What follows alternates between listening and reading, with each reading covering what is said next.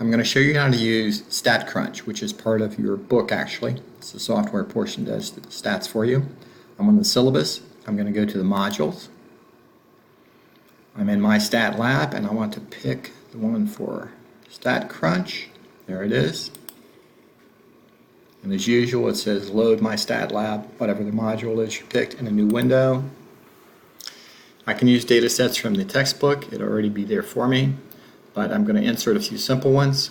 So I'm going to go to their website and I'm looking at my data. I can actually use a file on my computer, something from Dropbox or Google Drive, but I'm going to actually type in a simple set of data in a blank data table they provide.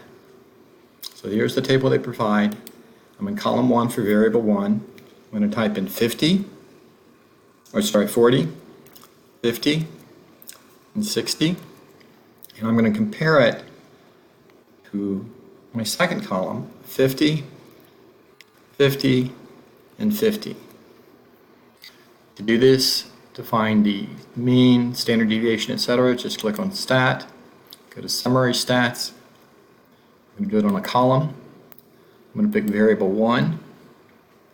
I'm going to come down here. You can't see it, so I'm going to move this window a little so you can. It says Compute.